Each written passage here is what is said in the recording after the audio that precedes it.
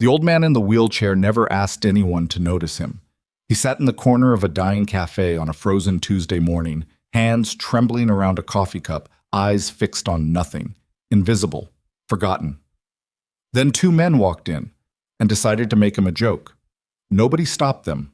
Nobody said a word. But one person in that room saw something everyone else had missed. And when that truth finally came out, it didn't just silence the bullies. It broke something open inside every single person who had looked away. If this story hits you, follow me to the end, drop a like, and tell me in the comments, what city are you watching from? I want to see how far this reaches. The cold came early to Cedar Ridge that year. By the first week of November, the kind of frost that had no business arriving until December had already settled into the mountain bones of the town, coating the pine branches, icing the gutters, turning the roads into something you had to negotiate rather than drive. Cedar Ridge sat at roughly 8,000 feet above sea level in the Colorado Rockies, which meant that winter didn't announce itself gradually. It just showed up one morning, fully committed, and dared you to argue.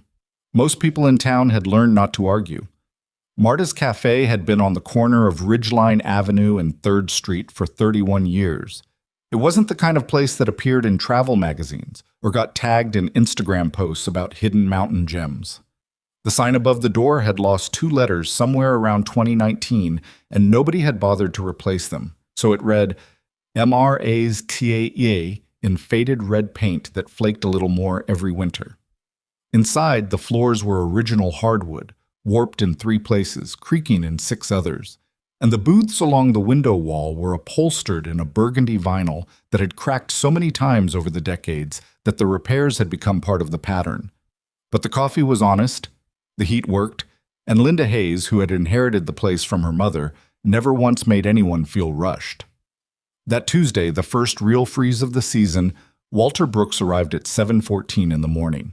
Same as always. Linda heard the familiar sound before she saw him, the soft mechanical whir of the wheelchair motor, then the aluminum bump against the door frame, then the brief pause while he maneuvered himself through the gap. She had watched him do it every Tuesday for the past 2 years, and she had learned, after the first time she rushed over to help, and he'd looked at her with those flat, patient eyes, that he didn't want assistance. He wanted coffee. He wanted a corner table. He wanted to sit without being watched. Linda could give him all 3. Morning, Walter. Morning. That was the full conversation every time. She didn't push. Some people needed small talk the way they needed a blanket. It kept something cold from getting in. Walter Brooks was not one of those people. He was the other kind, the kind who had learned that silence was its own form of armor. He settled himself at the corner table near the back window, the one with the view of the alley and the dumpster and the far mountain ridge beyond, and he didn't seem to mind any of it. He placed his hands flat on the table and looked out at the frost-white morning, and he breathed, just breathed. Linda brought his coffee without being asked. Dark roast, no sugar, a small ceramic mug, not a paper cup. She'd switched him to ceramic 6 months ago, and he hadn't commented on it. That was as close to gratitude as Walter got, and she'd learned to recognize it. He was wearing the same jacket he always wore. An old Army surplus field coat, olive drab, the canvas worn soft with age. On the left chest, just above his heart, was a small embroidered patch that had faded to something between gold and tan. Linda had noticed it before but never asked about it. It seemed like the kind of thing that didn't want to be asked about. His hands, she noticed, shook a little more than usual this morning. The cold did that. He was 64 years old. He looked like he could have been 70 or 55, depending on the light, and depending on whether you caught him in a moment of stillness or a moment of something else. Some expression that moved across his face too quickly to name, like a cloud crossing a valley and gone before you could point at it. There were 6 other people in the cafe at 7:14 that Tuesday. A young woman in a fleece jacket working on a laptop near the door. 2 older men, Tom Riley and Gary Schultz, who came in every morning and argued about local politics with the energy of people who enjoyed the argument more than the resolution. A heavy-set man in a county roads jacket, eating a breakfast sandwich and reading something on his phone. And a couple, well, maybe mid-30s, passing through, luggage visible through the window near a rental SUV. who were studying a paper map with the slightly bewildered expressions of people who had grown too dependent on GPS and were now paying for it. None of them paid any attention to Walter Brooks. None of them would remember, later, that they had been there when it started. The trouble arrived at 7:31. Linda heard them before she saw them. That particular kind of male laughter that carries too much edge to be genuinely funny, the kind that's performing confidence rather than feeling it. The bell above the door rang, and two young men came in out of the cold, stamping snow from their boots and looking around the cafe the way people look at spaces they're about to occupy rather than enter. She recognized them. Ethan Cole was 23, tall, with a wide jaw and the kind of build that came from gym membership rather than physical work. His father owned the coal lumber operation on the edge of town, which meant that Ethan had grown up understanding, or believing he understood, that certain doors opened for him that didn't open for other people. He wore that understanding in the way he held his shoulders, in the way he looked at you or didn't look at you. Ryan Parker was different, smaller, quicker, with a restless energy that made him seem like he was always about to move even when he was standing still. He followed Ethan the way a pilot fish follows a shark, close enough to benefit, distant enough to escape consequence. Cedar Ridge was a small town. Linda knew their history, not from personal confrontations, they'd never given her trouble directly, but from the accumulated conversation of a place where everyone eventually talked to everyone. She knew about the night at Halverson's bar when they'd cornered a Mexican farm worker who spoke broken English and reduced him to silence in front of a room full of people who looked at their drinks. She knew about the kid from the high school. What was his name? Marcus something? Who'd had his backpack thrown off the pedestrian bridge over Crane Creek because Ethan thought it was funny. She knew. And she knew what they were looking for when they scanned the room and their eyes landed on Walter Brooks in the corner. She felt it in her chest. A specific kind of dread, familiar and nauseating, the feeling of knowing what's coming and not knowing how to stop it. Ethan said something to Ryan, low. Ryan grinned. They moved toward the back of the cafe. "Hey, Pops." Walter didn't look up. He kept his eyes on the window, on the alley, on the ridge of mountains beyond. His hands rested flat on the table. The coffee mug steamed between them. "Pops, I'm talking to you." "You can talk," Walter said, his voice even, "without an audience." Ethan glanced sideways at Ryan with a smirk. "You hear that? He's got jokes." He pulled out the chair across from Walter, not asking, just pulling, the scrape of wood loud against the floor, and sat down, leaning forward on his elbows. "You come here every week, right? Linda told us about you, says you're a regular." Linda had told them no such thing. She was standing very still near the counter, her hand on the edge of the coffee warmer, her knuckles white. "Must be nice," Ethan continued. "Nothing to do. Nowhere to be. Just sitting here watching the days go by." He looked at the wheelchair, at Walter's legs, at the overall composition of the man in front of him, and a particular cruelty moved across his face, the kind that comes from deciding someone doesn't count. Gotta be a pretty small life. Walter said nothing. The silence seemed to irritate Ethan more than a response would have. He reached out and flicked the rim of Walter's coffee mug. It rocked, but didn't tip. "You hard of hearing, or just—" "Ethan." Linda's voice came from behind the counter, too quiet, not quite reaching confrontation. "Leave him alone." Ethan turned to look at her. He smiled. It was a patient smile, the smile of someone who knew she wouldn't push it further. "We're just talking, Linda. Just getting to know your loyal customer here." He turned back to Walter. And he picked up Walter's coffee mug and moved it to the other end of the table, out of reach, like it was a piece in a game he was playing. "There we go," he said. "Now we've got your attention." Walter's jaw tightened. A muscle moved in his cheek. That was all. His hands remained flat on the table.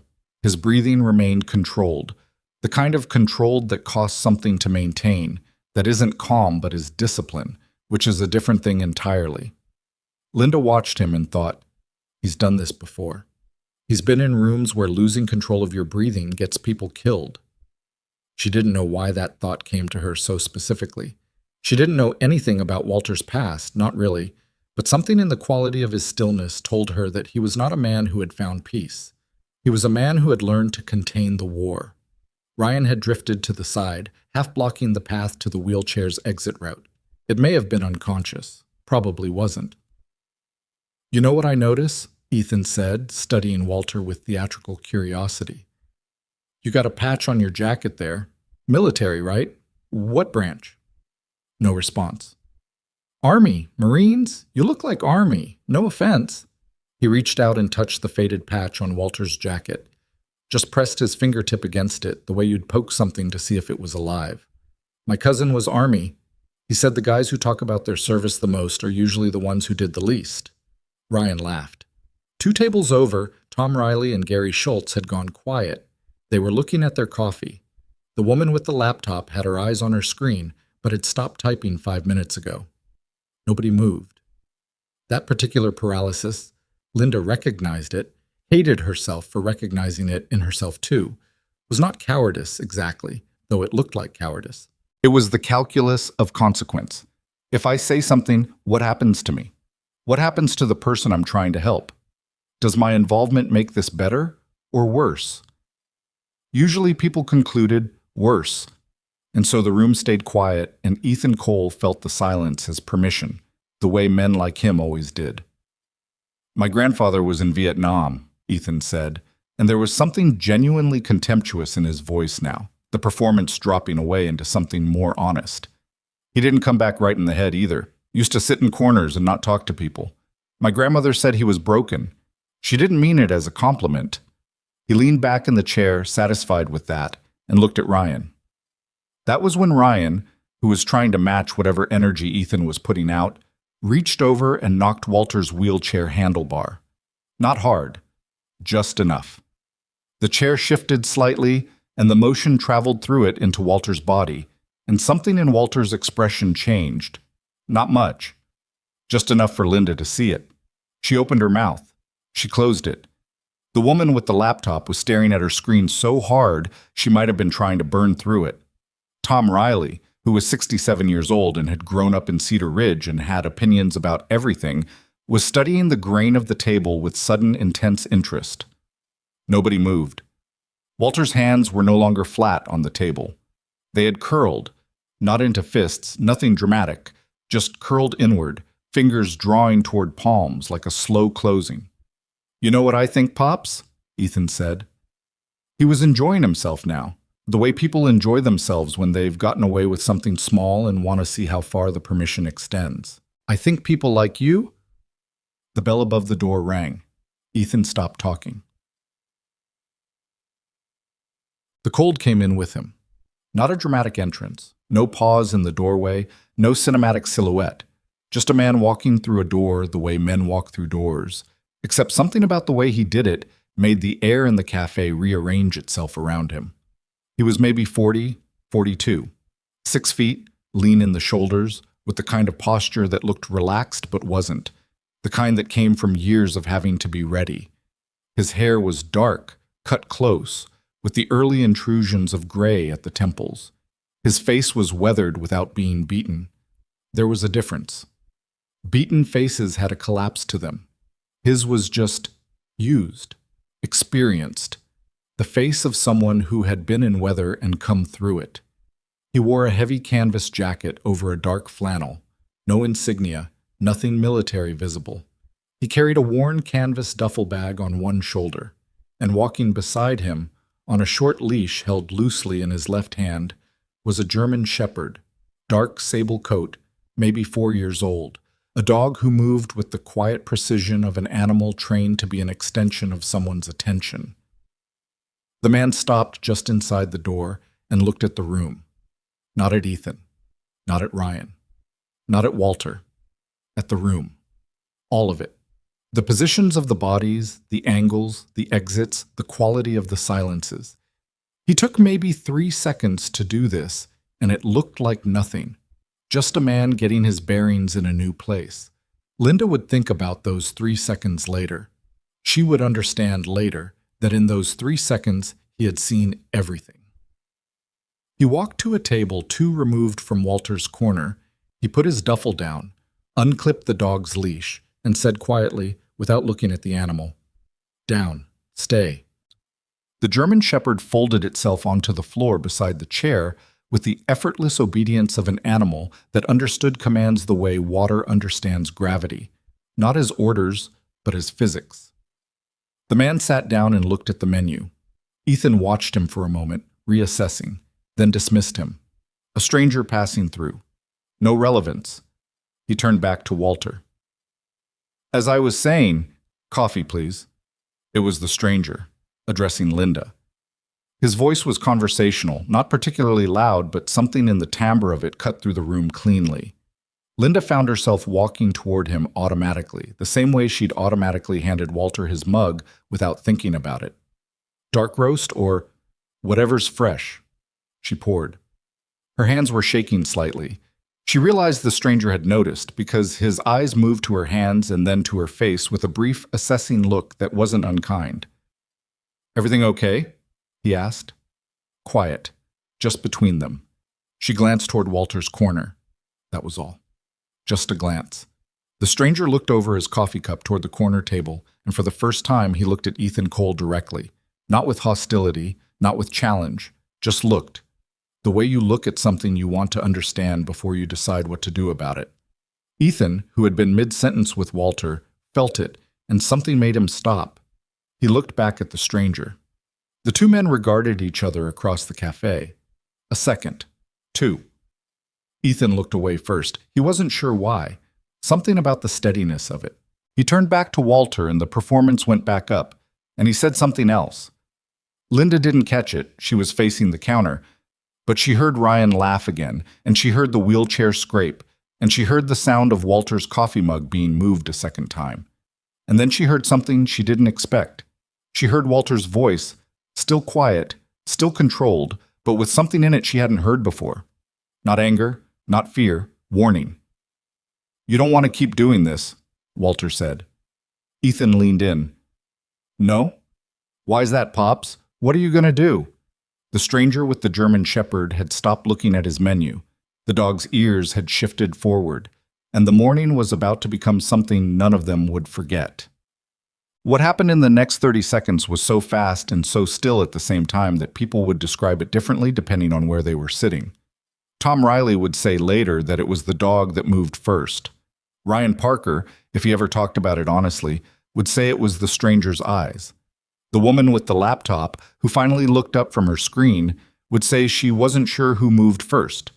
She just knew that one moment Ethan was leaning across the table toward an old man in a wheelchair, and the next moment the entire geometry of the room had changed. Ethan reached out. His hand went for Walter's jacket, not the patch, just the lapel, the casual claiming of someone's personal space that says, I can touch what's yours because I've decided you don't have a claim to it. Walter's hand came up. Not fast, not aggressive, just up, blocking. His palm met Ethan's wrist and stopped it with a firmness that was completely disproportionate to the tremor in his hands, and Ethan's eyes went wide briefly with something that might have been surprise or might have been the first thin edge of genuine alarm. Don't, Walter said. One word. No emotion in it. No threat in the vocal register. Just absolute certainty.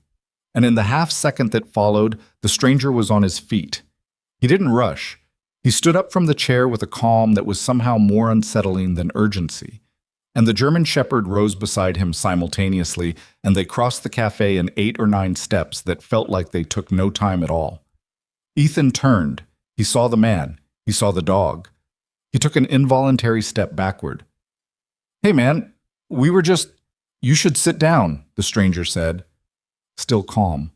The kind of calm that has been tested. Or you should leave. Those are your options. Ryan had drifted to the side and he looked uncertain now, but the pilot fish whose shark had suddenly turned into something slower and more complicated. His eyes moved from Ethan to the stranger to the dog. The dog was not growling. It was standing very still, its gaze fixed on the space between Ryan and Walter, with a precision that suggested it was doing something more than watching. It was calculating. You a cop? Ethan said, and the bravado in his voice was already strained, already running on reserve power. No. Then stay out of... Look at him, the stranger said. Ethan blinked.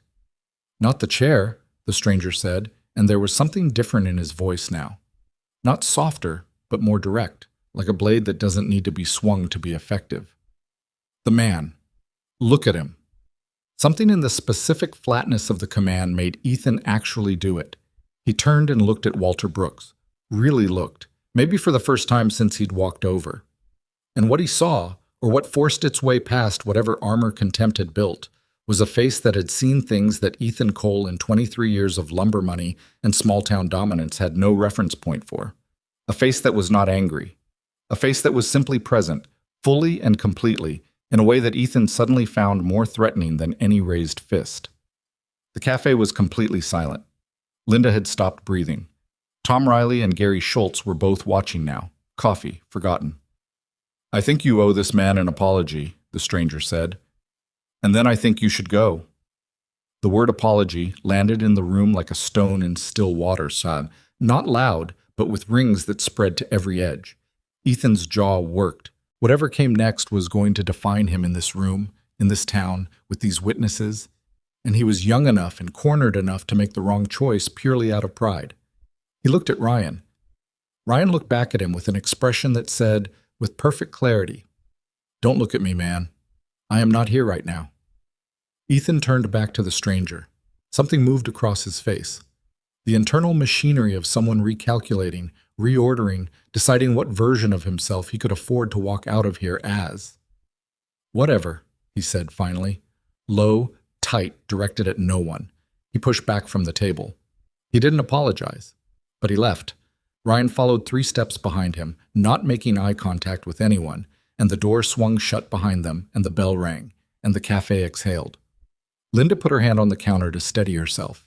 The stranger stood for a moment in the middle of the room, watching the door, the same way you watch a door after something dangerous has gone through it, making sure. Then he looked down at the shepherd. "Good boy," he said quietly.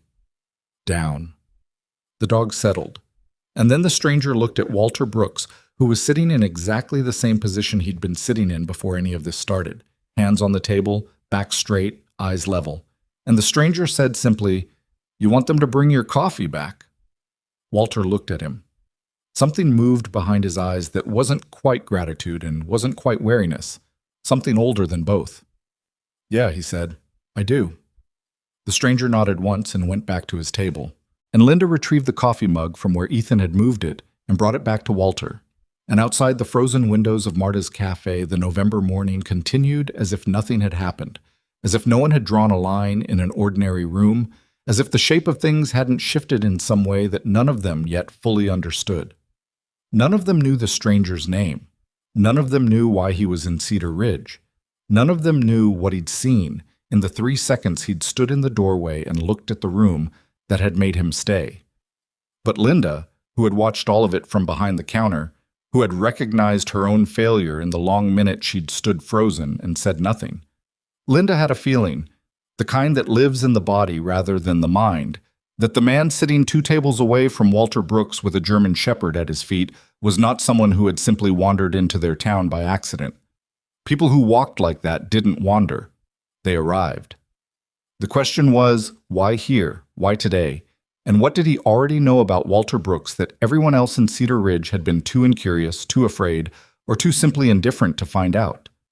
She poured herself a coffee, something she rarely did before noon, and she looked out the frosted window at the street, and she thought about that. She was still thinking about it 20 minutes later when the door opened again. And Ethan Cole walked back in. Alone this time, and he was not smiling. The bell above the door rang a second time, and Linda's hand tightened around her coffee cup. Ethan Cole stood in the doorway alone. No Ryan, no performance of easy confidence. And for a moment he just stood there with cold air pushing in around him and something on his face that Linda couldn't immediately name. Not rage, not embarrassment. Something more complicated and therefore more dangerous than either. He let the door close behind him. He didn't look at the stranger. He didn't look at Linda. He walked straight to Walter's table, pulled out the same chair he'd occupied 20 minutes ago, and sat down without asking. The motion was deliberate rather than aggressive, the body language of someone who had rehearsed this moment in the parking lot and was trying to execute it correctly. Walter didn't look up from his coffee, The cafe had not fully recovered from the first confrontation. Tom Riley and Gary Schultz had resumed a version of their conversation, but it was lower, more careful, and their eyes kept drifting. The woman with the laptop, her name was Kara, she was a school teacher passing through on her way to a conference in Denver, had finally closed the computer. The county roads worker had finished his sandwich and was nursing his third coffee with the particular focus of a man who has decided he isn't leaving until something resolves. The couple with the paper map had slipped out during the first confrontation. Smart. Ethan leaned forward in the chair with his elbows on the table, and for a long moment he said nothing. He stared at the surface between himself and Walter, and whatever was moving inside him was working hard enough that Linda could almost see the effort of it in the set of his jaw, the way his hands kept opening and closing against the tabletop. "I want to know something," he finally said. His voice was different, lower, stripped of the performance. Not kinder, just more honest, which in its own way was worse. "That guy." He didn't point, just tilted his head slightly in the direction of the stranger's table. "You know him?" Walter lifted his eyes from the mug. He looked at Ethan for a beat. "No." He just... Ethan stopped, reorganized. He just stepped in for a stranger. "Looks that way." "Why?" Walter held the man's gaze without any particular expression. "You'd have to ask him." Ethan sat with that for a moment. He glanced, briefly, without wanting to appear to glance, toward the stranger's table. The man was drinking his coffee and looking out the window, or appeared to be. The dog had not moved from beside his chair. "I wasn't going to," Ethan started. "You were going to do whatever you were going to do," Walter said. No heat in it, just a fact being stated. "And then you weren't. That's where we are." The flatness of it seemed to deflate something in Ethan.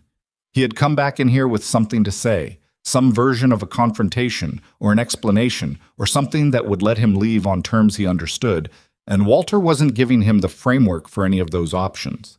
He looked at the old patch on Walter's jacket, really looked at it this time, the way you look at something once someone has told you to actually see it. The embroidery had faded from whatever it once was to a suggestion of color, tan and green, and a shape that might have been a bird or a crest or a unit insignia. He couldn't make it out clearly. "Army?" he asked, quieter than before. Walter didn't answer immediately. He turned the coffee mug once in his hands.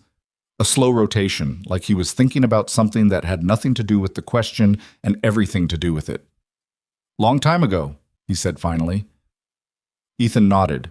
He opened his mouth again, closed it, and then, without quite managing to make it sound like what it was, he said, "My grandfather served. Vietnam. I wasn't... What I said earlier about him wasn't..." He stopped. The sentence had no good ending, and he seemed to know it. That was out of line. Walter looked at him again. That same quality of attention, still and complete. "Yes," Walter said. "It was. Not it's okay? Not I understand. Just the honest accounting of it, which was somehow more of an absolution than forgiveness would have been." Ethan sat there another moment. Then he stood, pushed the chair back in. He pushed it all the way in, a small thing, the kind of detail that doesn't mean much except that it meant something, and walked back toward the door. He stopped with his hand on the handle. "What unit?" he asked. He wasn't looking at Walter. He was looking at the door. Walter picked up his coffee mug. "You wouldn't know it," he said. The bell rang. The cold came in for a second. Then the door closed and Ethan was gone. And this time Linda had the feeling he was actually gone. The cafe breathed out again. Tom Riley looked at Gary Schultz. Gary Schultz shrugged, which was his response to most things that required more emotional vocabulary than he typically kept handy. Linda put down her cup and walked to the stranger's table. He looked up at her. Up close, he was older than she'd first thought. Not in years exactly, but in something behind the eyes that accumulated differently than calendar time. "Can I get you anything else?" she asked. "Another coffee would be good." She poured it. Her hands were steadier now. "You passing through?" she asked. She didn't usually ask people things. It wasn't her custom, but something about the morning had disrupted her customs. "Stopping for a day or two," he said. "Somewhere to stay around here?" The Ridgeline Inn, 2 blocks north, turn left at the hardware store. Kendra runs it. Tell her Linda sent you, she'll give you the rate without the tourist markup. He almost smiled. Not quite. Appreciate it. She refilled his cup a little more than it needed. She walked back to the counter. At the corner table, Walter Brooks was drinking his coffee and looking out the window at the alley and the mountains beyond. His hands had steadied. Whatever the exchange with Ethan had cost him, he wasn't showing the bill. The stranger watched him for a moment, then looked back at his own window. Neither man acknowledged the other, but Atlas, the German shepherd, had shifted his position slightly since the door closed, so that he was no longer oriented toward the cafe entrance. He was oriented toward the corner table where the old man in the wheelchair sat, with his faded patch in his quiet hands and his mountain view. Dogs noticed things about people that people missed. Mason Reed had been driving for 6 days, not running. That was a distinction that mattered to him, even if no one else would have seen the difference from the outside. Running was reactive, something chasing you, something you were trying to outpace. What Mason was doing was more deliberate than that, and more aimless, which was its own kind of contradiction. He had a general direction, which was west, and a general lack of destination, which was everywhere, and a German shepherd who handled long drives better than most humans and was better company than all of them. He had left Fayetteville, North Carolina 12 days after his separation processing was complete. The paperwork for separating from the Army after 19 years was more extensive than he expected, though he didn't know why he'd expected otherwise. There was a form for everything and a counter you had to stand at, and a person behind the counter who was doing their job adequately and couldn't be expected to understand what they were processing. 19 years. The 75th Ranger Regiment for the first 8, then a lateral transfer, and a decade plus of work that didn't have a clean unit designation on the paperwork. The kind of work that was acknowledged internally and didn't appear in press releases. He wasn't supposed to talk about most of it. He didn't want to talk about most of it. That wasn't the problem. The problem was harder to name. It had something to do with the fact that after 19 years of operating in structures that gave every moment a purpose and every action a context, he had walked out of a building in Fayetteville on a Tuesday afternoon in October and stood in the parking lot and realized that he had absolutely no idea what he was supposed to do next. Not in the next hour, not in the next week, not in the broad architecture of his remaining life. He'd stood in that parking lot for maybe 4 minutes. A woman walking to her car had given him a slightly concerned look. He'd gotten into his truck, put Atlas in the back, and started driving west. Cedar Ridge had not been planned. He'd come off E70 at the Glenwood Canyon exit because Atlas needed a break and Mason needed coffee that wasn't gas station coffee. And he'd followed the state route south into the mountains because the mountains looked like something worth driving toward. And Cedar Ridge was what the road delivered. He'd liked it immediately, which surprised him. He was not a man who liked places quickly. He'd been to 61 countries and had strong opinions about maybe 4 of them. But Cedar Ridge had a quality he couldn't immediately articulate. Something about the scale of it, the way the mountains pressed in without being oppressive, the way the town sat in the valley like it had been placed there with deliberate modesty rather than ambition. He'd pulled into Marta's Cafe, or whatever it was called with the 2 letters missing, because the lights were on and the parking lot had real vehicles in it rather than just passing traffic, which was how he evaluated restaurants in unfamiliar places. Locals eating somewhere told you more than any review. What he had walked into was something he recognized before he fully processed it, in the way that certain training rewires recognition below the level of conscious thought. The body language. The power geometry. The quality of the silence in a room where everyone had made a calculation and arrived at the same wrong answer. He had sat down because sitting down was less threatening than not sitting down. And he had watched because watching was what he did first in any situation he didn't fully understand. He had spent 3 seconds in the doorway taking inventory, exit points, the placement of the bodies, the emotional temperature, the specific type of danger involved. Not weapons. Not that kind of thing. The other kind. The kind that didn't leave marks you could photograph, that operated in the space between people where the law didn't reach and social permission filled the vacuum. He'd seen it operate in villages in 3 different countries. He'd seen it operate in American cities. It was not, he had concluded over 19 years, a thing that belonged to any particular culture. It was a thing that belonged to the specific human appetite for hierarchy and the specific failure of bystanders to recognize their own complicity in the systems they declined to interrupt. The old man in the corner had interested him from the first moment, not because of the wheelchair, not even because of the patch, though he'd clocked the patch immediately and had some thoughts about it that he was still turning over. It was the breathing. Mason had spent years around people in high-stress situations. Actual high stress, the kind with incoming fire and radios screaming and decisions that had to be made in the time it took to breathe, and he had learned to read breathing the way other people read faces. The old man's breathing, when Ethan Cole leaned across the table and invaded his space, was slow and deliberate and controlled in a way that was specifically and recognizably trained. Not yoga, not meditation. Something more utilitarian. The kind of breath control that got drilled into you in contexts where panic cost lives. That was not the breathing of a man who had spent his service career behind a desk. Now sitting in the cafe with his second coffee and the morning moving toward 8:30 and most of the other customers having drifted out, Mason glanced again at the corner table. Walter Brooks had not moved. He was on what appeared to be his second cup. Linda refilled it without being asked, and Mason noted the specific quality of her attention to the man, the way you learn to treat someone whose patterns you'd come to know through repetition rather than familiarity. And he was still looking at the mountains through the window, except now there was something slightly different in the quality of his looking. He was aware of Mason. He had been aware of Mason from the moment Mason sat down, probably, but he was choosing to look at the mountains instead of acknowledging it, and Mason understood that choice. Sometimes you needed to look at something that wasn't going to ask anything of you. He left the man to his mountains. He had his own thinking to do. The primary question was practical. He needed to decide how long he was staying in Cedar Ridge. His original plan, insofar as he'd had one, was a day, maybe less. Coffee, fuel, a stretch of road with a different view. But something about the morning had snagged him. He couldn't have said precisely what.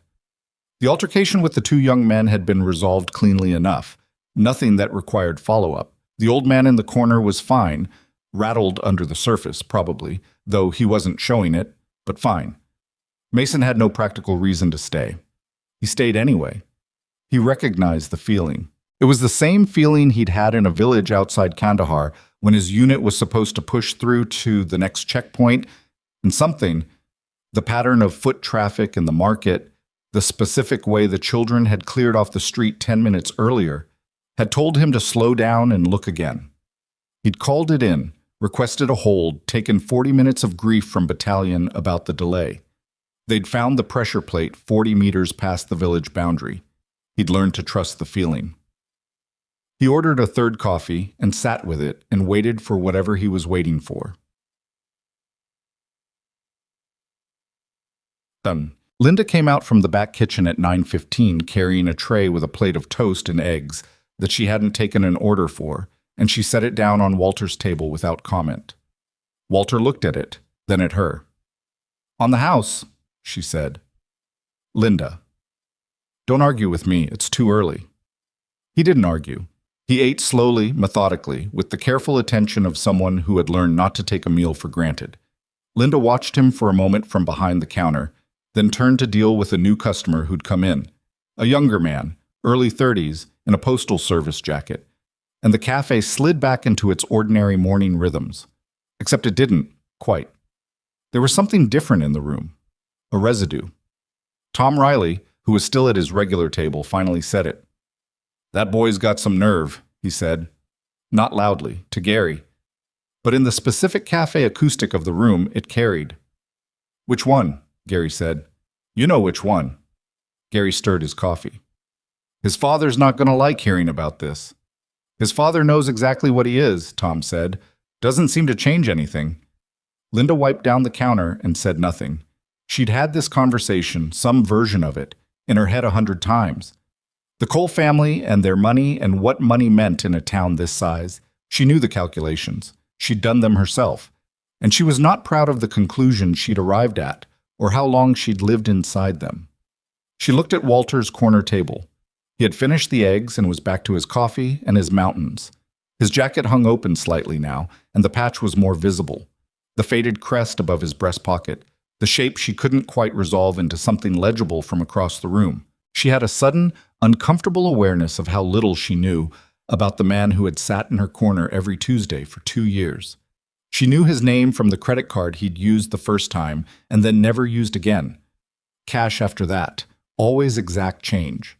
She knew he lived somewhere in the valley, though she didn't know where. She knew he had a routine, and she knew the routine like she knew the floor creak in the third board from the door. She did not know where he'd served. She did not know what the patch meant.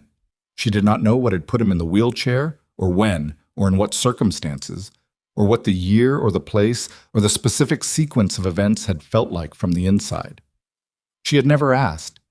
She was 39 years old, and she had run this cafe for 9 years, and she had poured coffee for Walter Brooks 47 or 48 Tuesdays, and she had never once asked.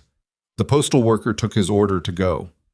The door swung closed. The cafe was down to 4 people: Linda, Walter, Mason, and Tom Riley, who had outlasted Gary by virtue of having nowhere particular to be and enjoying the ambient drama of the morning.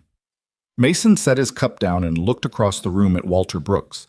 He looked at the patch again, looked at the man's hands, looked at the way he held himself in the chair, the specific architecture of the posture, the angle of the spine, the disciplined alignment that was second nature in men who'd been broken down and rebuilt in particular institutional ways.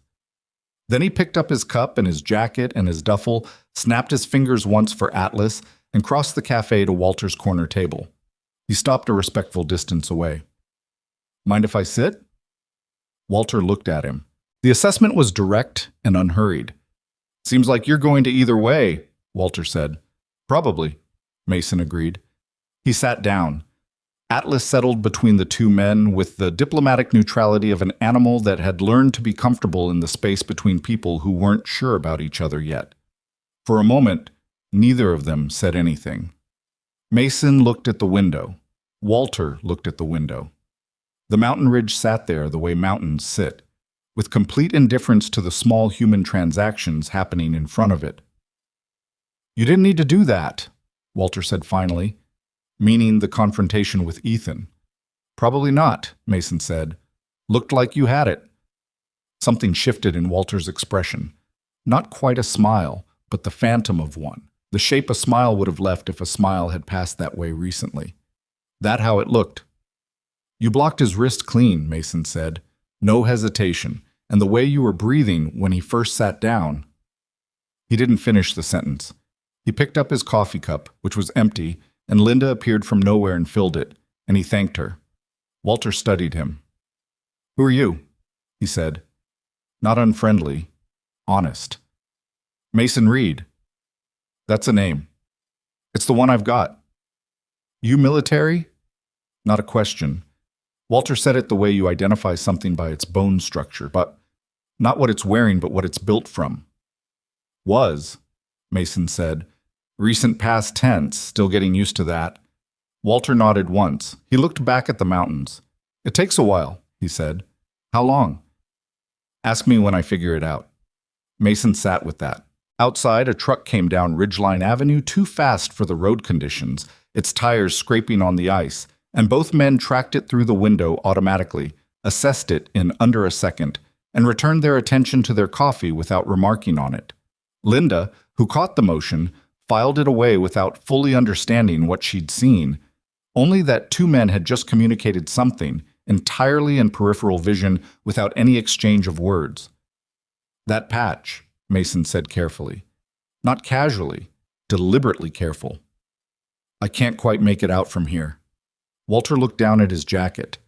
He reached up and touched the patch with 2 fingers, a gesture that was old and automatic.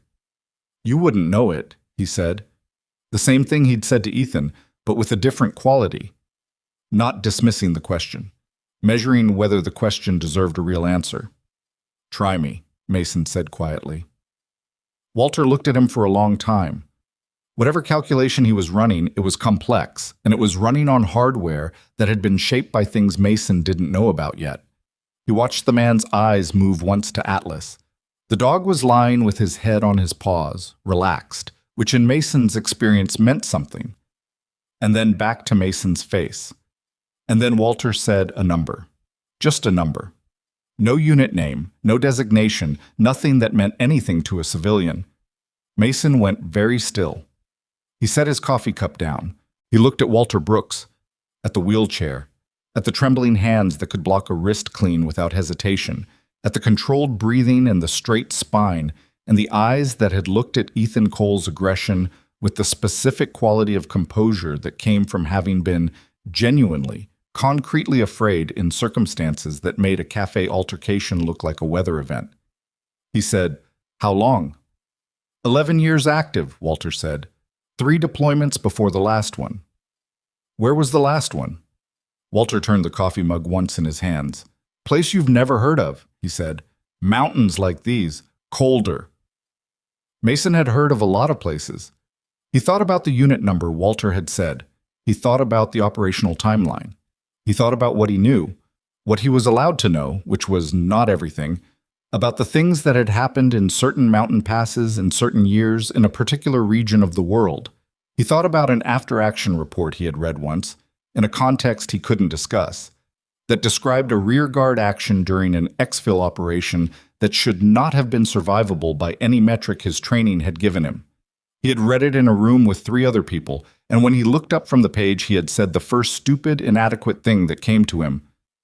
Who was this guy? He had never gotten a name.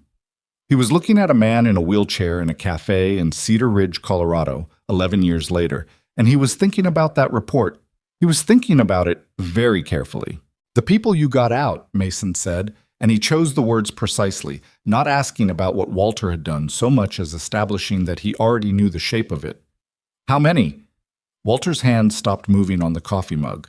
For a moment the question sat between them, naked and specific, and Walter's expression did something complicated, something that moved too fast to catalog, a weather system crossing a mountain range in seconds. 7, Walter said. His voice did not change. His face did not change. But the word landed with the particular weight of something that had been carried a long time. 7. Mason nodded. He did not say that's incredible or you're a hero or any of the other things that civilians said when they got pieces of stories like this, things that were true in their way and completely insufficient in every other way. He didn't say anything. He picked up his coffee and drank it and looked at the mountain ridge through the frosted window and let the words sit between them in the space where it belonged. 7. Walter was watching him with something careful in his expression, something almost wary. The look of a man who had put something down that he usually kept close and wasn't sure he'd made the right call. How do you know about it? He said. I read a report once, Mason said. Different context. I didn't know your name. Most people don't, Walter said. And for just a moment, just the surface of it, something in his voice was not composed. Linda had come around from behind the counter. She was refilling Tom Riley's coffee, her back partially to the room, and she paused with the carafe in her hand, not quite turning, listening in the way people listen when they know they're hearing something they haven't been invited to hear and can't make themselves leave. Tom Riley had gone very quiet.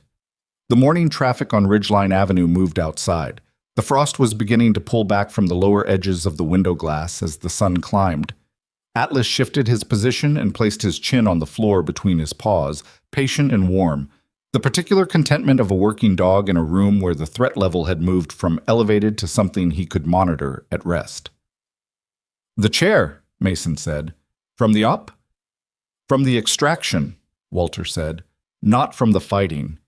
He said it without bitterness, just precisely, the way men who have processed something a very long time say the factual version of it, stripped of the emotional weather that used to surround it. Helo went down on the way out, he said.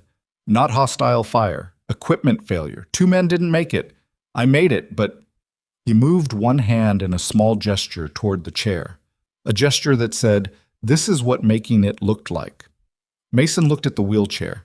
He looked at Walter's hands, the hands that shook in the cold and had blocked Ethan Cole's wrist like a gate coming down. You kept training, Mason said. For the first 2 years, Walter said. Upper body, kept my hands. A pause. Didn't know what else to do with them. Linda had turned around now. She wasn't pretending to do anything else. She was standing at the edge of the counter and she was looking at Walter Brooks with an expression that was equal parts grief and the specific shame of recognizing you have failed over and over to ask the right question of someone standing right in front of you. Walter didn't look at her. He was looking at the mountains again. People see the chair as, he said, not angry, explaining something he had explained to himself 1,000 times. They fill in the rest themselves. I figured it was easier to let them. Easier for who? Mason said. Walter considered that. He turned the mug in his hands. Me, he said finally. For a long time it was easier for me. Another pause, shorter. I'm not sure anymore. The winter light had changed in the windows, the angle of the sun lifting, the frost pulling back, the mountains sharpening in the clear air. Marta's Cafe in the middle of a Tuesday in November in Cedar Ridge, Colorado, and two men sitting at a corner table with a dog and a past between them. Tom Riley finally spoke. Walter, he said. His voice was different from his usual argumentative morning coffee voice, quieter. Without the performance of being Tom Riley, opinionated resident of Cedar Ridge, just a man speaking from wherever the performance stopped. I've had coffee 10 feet from you every Tuesday for 2 years, and I never— Tom, Walter said, not unkindly. I'm trying to say something here. I know. Walter looked at him. You don't have to. I want to. I know that too. Tom Riley looked at the table, then at Walter. He was 67 years old and he was not a man who apologized easily, and this was not quite an apology. I should have said something this morning, Tom said. When those boys were— He stopped. I should have said something. Walter looked at him for a moment. He nodded once, that was all. But from the way Tom Riley's shoulders changed, some tension going out of them, some architecture of the body settling into something closer to what it should have been all along, it seemed to be enough. Linda put the carafe down on the counter and pressed her fingers flat against the formica and looked at the ceiling for a moment. Mason watched all of it and said nothing. He was thinking about the report. He was thinking about what it must feel like to have carried something that specific, that enormous, through 11 years of Tuesday mornings in the corner of a cafe where nobody knew to ask, and you had decided, for reasons that were entirely understandable and entirely insufficient, not to tell them. He was thinking about a lot of things. And then his phone, which he'd left face down on the table and had not checked in 3 days, buzzed once. He turned it over. The number on the screen had no name attached to it. It was a number he recognized, a number that belonged to a particular type of communication from a particular type of source, and which in his experience only appeared when something had moved from the category of background concern into the category of active situation. He looked at the notification. He looked at the cafe window, at the street outside, at Cedar Ridge's quiet Tuesday morning continuing its business in the cold. He looked at Walter Brooks, and something in the information on that screen, combined with what Walter had just told him about the unit number and the mountain pass and the 11 years of Tuesday mornings, began to form a shape in Mason's mind, a pattern, the kind his training had made him reflexively suspicious of, precisely because patterns of this size, this specific, were rarely coincidences. He set the phone down, face down again. Walter, he said carefully, how long have you been in Cedar Ridge? Walter looked at him. 7 years, he said. You chose it? Or, I ended up here, Walter said. Medical facility in Denver for the first 2 years after the accident. Cedar Ridge was— He paused, thinking about the right word. Quiet. I needed quiet. Mason nodded slowly. Anyone know you're here? Specifically here? Walter frowned. What kind of question is that? The kind I'm going to need you to answer. The frown deepened. Walter studied Mason's face, reading it the way experienced men read each other's faces. Past the expression and into whatever the expression was containing. He found something there that made him sit slightly straighter. What's on that phone? He said. Mason turned it over. He placed it flat on the table so Walter could see the screen. Walter looked at it. He looked at it for a long time. Something changed in his face. Not a collapse, nothing dramatic. more like the specific expression of a man who has spent a long time waiting for a particular shoe to drop and has just heard the sound of it. "They found me," Walter said. It was not a question. Mason said nothing. He was already thinking about the layout of the cafe, the exit points, the alley outside the window that Walter had been staring at all morning. The alley that connected to what, exactly, and whether a wheelchair could navigate the conditions of the ice out there, and what his options were for the next 4 to 6 hours in a mountain town where he knew exactly one person, and that person had been sitting in the same corner every Tuesday for 7 years, visible and stationary and regular as a tide chart. Regular, 7 years, every Tuesday, same corner, same time. Mason picked up his phone. "We need to move," he said quietly. "Right now." Walter looked at him. That same stillness, that same controlled breathing. The eyes of a man who had been in mountain passes and helicopter crashes and 11 years of waiting and had arrived, apparently, at a Tuesday morning in November where the waiting was over. "Where?" Walter said. "Anywhere but here," Mason said. "And we need to go before whoever's watching the parking lot outside decides we've been sitting still too long." The words landed in the warm cafe air and hung there. And Linda, who had been standing at the counter and had heard every word, turned slowly and looked at the front window, at the street, at the parking lot, at the ordinary Tuesday morning of Cedar Ridge, Colorado, with the new and terrible awareness that ordinary was no longer what it appeared to be. Linda's hand was still on the counter when Mason pushed back his chair. He didn't scrape it. He moved it in the careful, quiet way of someone who had spent years operating in spaces where noise had consequences, and the motion was so controlled that it barely registered, except that Atlas was already up, already standing, already oriented toward the door in the specific posture of an animal that had received no command but understood from some register below language that the nature of the room had changed. "How many exits?" Mason said. He was talking to Linda, but he wasn't looking at her. He was looking at the window. Linda blinked. "What?" "Out of this building. How many ways out?" "Front door, kitchen door goes to the alley. There's a..." She stopped herself, recalibrated. "There's a fire exit at the end of the hall past the bathrooms. Opens onto the side lot." "Side lot face the street or the alley?" "Street, Ridgeline Avenue." Mason turned and looked at Walter. Walter was watching him with an expression that had gone very still and very inward, the way a man looks when he's stopped performing composure and is actually using it. "The alley," Walter said. "I know it." "You've mapped it." 7 years, Walter said. Meaning, yes, obviously, that's what 7 years of this looks like. Mason looked at him for one more second, then made a decision. "Okay, we go out the kitchen. Is there a vehicle in back?" "My van," Linda said. Her voice had found some steadiness, the kind that comes not from calm but from the decision to function anyway. "It's adapted. Walter uses it when..." "Keys." She was already moving toward the hook by the register. Tom Riley had not moved from his table. He was 70 years old, and he was looking at Mason with an expression that had moved past surprise and arrived somewhere closer to grim recognition. The look of a man who had lived long enough to know that the world contained categories of situation that the movies got approximately right. "Tom," Mason said, his voice dropping, addressing the older man directly for the first time. "In about 90 seconds, I need you to do something for me." Tom straightened in his chair. "What?" "Stay at your table. Order another coffee. Act like nothing happened and nobody left. Can you do that?" Tom looked at Walter. Something passed between them. The two men who had sat 10 feet apart every Tuesday for 2 years without ever quite crossing the distance. And Tom said, "Yeah, I can do that. If anyone comes in and asks about the man in the wheelchair..." "He was here until 8:30 and left through the front." Tom nodded once, firmly, in the manner of someone who had watched enough of the world from coffee shop tables to know when it was time to stop watching and start doing something. "I'll handle it." Mason held his gaze a half-second longer.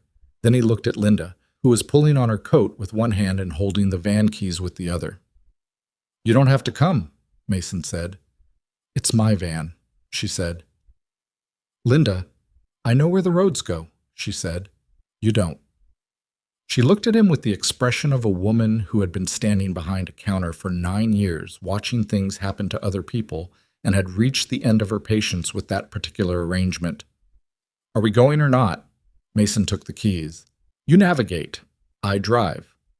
You've never driven mountain roads in November ice. I've driven worse. You haven't driven these roads. They looked at each other for a fraction of a second, two people making a rapid mutual assessment, the kind that normally took weeks compressed into a moment. He gave her the keys back.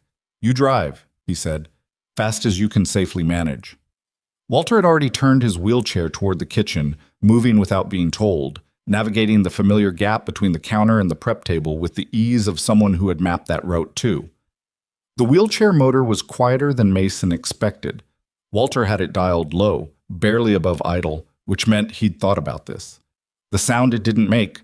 The kitchen smelled of coffee and old grease and the faint sweetness of whatever Linda had been baking before 7 a.m. Stainless steel counters, a 6-burner range, a prep area that was clean but not sterile, the organized working disorder of a place that was actually used. The back door was metal, with a push bar, and it opened onto 3 concrete steps down to the alley. 3 steps. Mason looked at the steps. He looked at the wheelchair. He looked at Walter. Don't, Walter said. I wasn't going to say anything. You were calculating. Ramp on the left, Linda said, coming through behind them, Atlas moving beside her with his nose working the new air. I had it built 2 years ago. The ramp was aluminum, bolted to the building, slick with a thin skin of frost. Walter went down it without slowing, his hands on the wheel rims as a secondary guide, the chair's drive managing the angle. He hit the alley floor and turned left and stopped. Mason came down behind him. The alley was about 15 feet wide, bounded by the back of the cafe on one side and a hardware supply building on the other. The surface was packed snow over gravel, rutted with tire tracks, passable but not comfortable. A dumpster on the right. Stacks of flattened cardboard pallets, the smell of cold and old ice and something metallic underneath. Mason scanned left to right in 4 seconds. No visible contacts. A bird on the fire escape of the building opposite. His breath made small clouds in the air. The van was parked 10 meters to the right. A gray Ford Transit, maybe 8 years old, with a disabled placard on the dash and a hydraulic lift on the passenger side. Linda was already at the driver's door. Lift takes 40 seconds, Walter said. We have 40 seconds, Mason said. He was watching the mouth of the alley, both ends, where it opened onto the street and onto the back service road respectively. You don't actually know that, Walter said.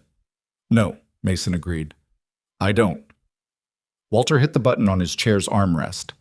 The van's side door slid open and the lift platform descended with a mechanical sound that seemed very loud in the cold quiet of the alley, and Mason put his hand against the building wall and kept watching the street end of the alley while the lift did what it did.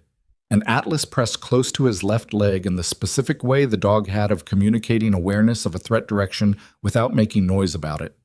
38 seconds later, Walter was inside. Mason got in the passenger seat. Atlas vaulted over the console into the back without being told. The dog knew the difference between a casual vehicle entry and an operational one, and this was the second kind. Linda started the engine. Where are we going? She said. Mason looked at his phone. At the notification that had no sender name and no message, just a set of coordinates and a single character that, in the system he knew meant elevated concern, not yet critical. North, he said. Get us out of town first, then I'll tell you where. Linda pulled out of the alley. Pause. She drove the way she had implied she would drive, so not recklessly, but with the confident precision of someone who had taken these roads in conditions like this, and worse, and had made the necessary adjustments between her driving school education and the actual physics of mountain ice. She didn't oversteer. She read the corners early. She kept the speed at something that looked conservative from the outside, and was in fact exactly what the road required. Mason watched the mirrors. In the back, Walter had locked his chair's wheels to the floor anchors. They existed in the van, pre-installed, which told Mason that this arrangement was not new. And he was doing something Mason didn't expect. He had a phone out, an old one, a basic model, and he was navigating its contacts with the steadiness that his hands apparently found when they had something specific to do. Who are you calling? Mason said. Checking if my contact is still active, Walter said. What contact? Someone who told me 7 years ago that if I ever stopped hearing from them, I should start moving. Mason turned around. When did you last hear from them? Walter looked at the phone, at the last entry in whatever thread he was reading. 4 months ago, he said. The van went around a curve. Linda's hands adjusted on the wheel with the minimal, efficient motion of someone who was also listening to the conversation in the back and not commenting on it, which Mason was beginning to understand was its own form of discipline. 4 months, Mason said. I told myself it was nothing. Walter put the phone down. He looked at Mason. I told myself that a lot of things. Mason looked back at the road ahead. The trees were closer on both sides now, the mountain beginning to press in as they climbed out of the valley. The morning had continued brightening, the sky above the tree line a hard, clear blue that had no sympathy for whatever was happening below it. Tell me about the contact, Mason said. Former intelligence officer, Walter said. I won't use his name. Okay. He reached out about 8 years ago, said he'd come across something in a review process, documents related to the operation, the last one. He said there were people who had... Walter paused, chose his words. There were people who had interests in making sure certain aspects of what happened that day remained unexamined. What aspects? Why the helicopter failed, Walter said. The road went straight for a moment, a brief clear section between curves, and through the windshield the mountains were very white and very close. Mason said nothing. There was an investigation, Walter continued. Equipment failure, that's what the report said. That's what I was told. That's what I told myself, because the alternative... He stopped again. Longer this time. The alternative was something I wasn't equipped to process in a rehabilitation facility while I was learning to use a chair. But your contact thought differently. My contact had documentation suggesting the failure was induced, Walter said. Not malfunction, not maintenance error. He said the next words with the particular flatness of someone who has had years to integrate an unbearable thing. Induced. Linda's grip on the steering wheel shifted. Not much. Enough. Mason sat with what Walter had just said and let it settle into the architecture of what he already knew. About the unit, the operation, the 7 men who came out of a mountain pass that should have been a body bag situation, the helicopter that had gone down afterward, and the shape that was forming in his mind became something harder and more specific. The 7 men, Mason said. What happened to them? Afterward. Walter looked at him. 3 of them died in separate incidents over the following 4 years, Walter said. 1 car accident, 1 training accident, 1 suicide, though the people who knew him said it didn't fit. He paused. 3 of the remaining 4 have been quiet. I haven't been able to reach them since before my contact went silent. And the 7th is in a wheelchair in a van in the Colorado mountains, Walter said. Mason turned and looked at him fully. Walter met his gaze. He was not performing calm now. He was simply in it. The place where you go when you've been carrying something for a very long time and the weight of it has become the only thing you know how to carry. I stayed in Cedar Ridge because I thought visible was safer than hidden. If I moved around, if I was hard to find, it suggested I was afraid of being found. If I was just a man in a corner of a cafe, same time every week, obviously harmless, you were camouflage, Mason said. I was hiding in plain sight, Walter said. The difference matters. Not if they found you anyway. No, Walter said. Not if they found me anyway. The van climbed. Cedar Ridge fell away below and behind, its water tower visible briefly through a gap in the trees before the road curved and swallowed the view. Linda took the North Fork at the junction without being told, north being the instruction she'd been given, and north being the only direction that opened into something rather than closing down. Mason was thinking. He was thinking about the notification on his phone.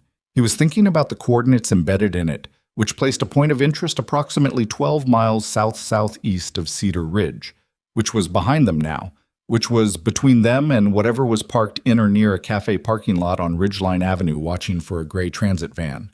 He was thinking about the fact that he had driven into Cedar Ridge on a road that came from the south. The same road. Linda, he said. Yeah. What's up here? North of town, this road. Fir Valley, about 8 miles. Mostly summer people, a few permanent residents. Road continues to Hatcher's Pass at about 14 miles, then drops into the next county. Anything between town and Fir Valley?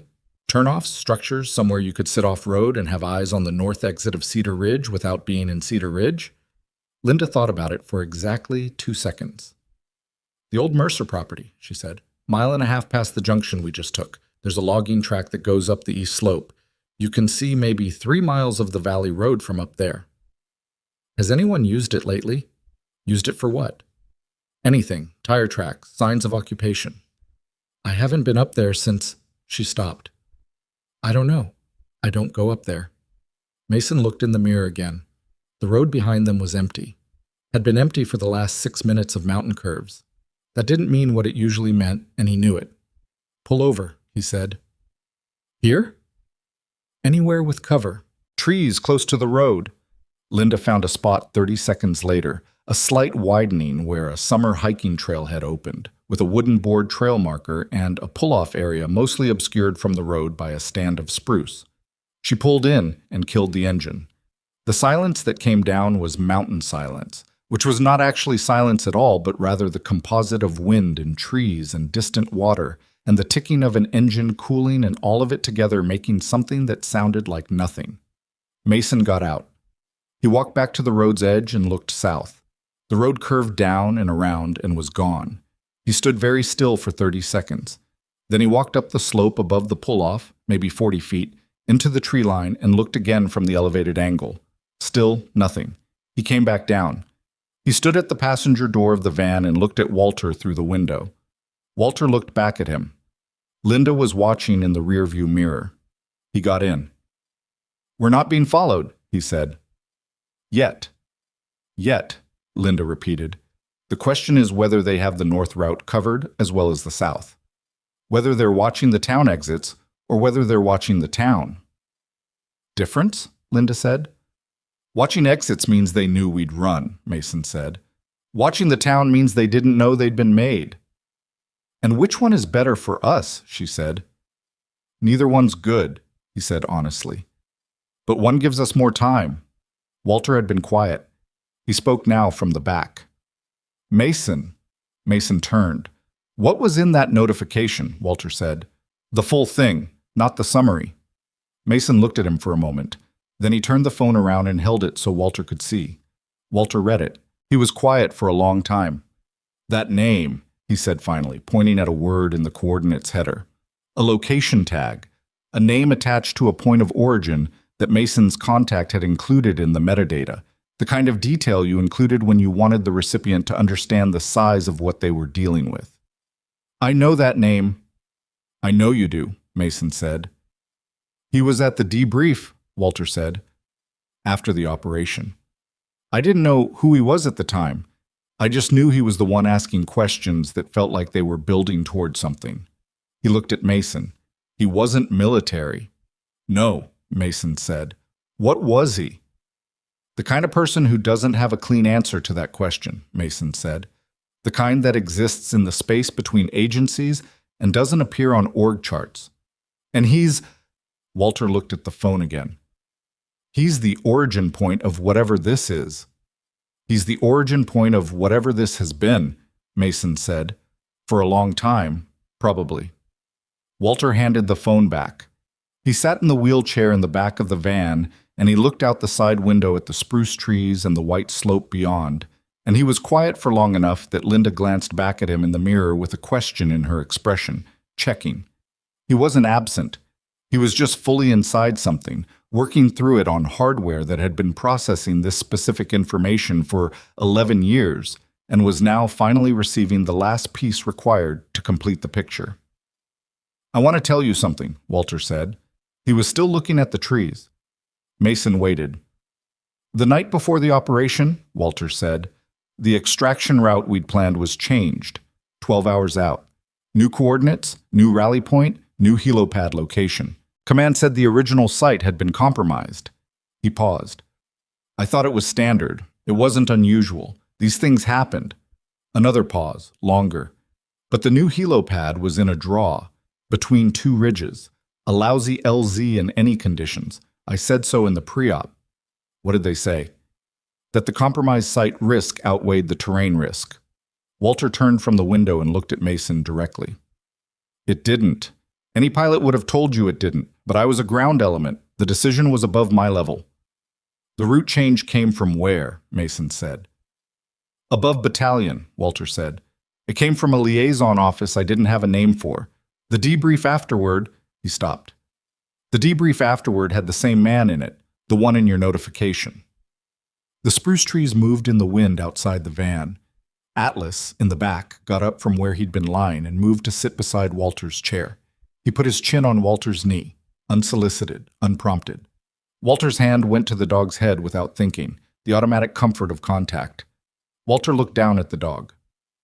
They changed the route to put us at that LZ, he said, and they took down the helo at that LZ. He said it in the flat way of someone who has lived with a conclusion for years and has never been able to say it out loud to anyone who would know what it meant. 7 men made it out alive because I held the line long enough for them to reach the secondary exfil. That wasn't in the plan. That was... He stopped. That was me being angry enough to still be functional.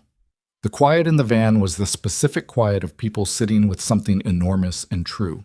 Linda, in the driver's seat, had both hands on the wheel even though the van was parked, and her eyes were straight ahead on the tree line.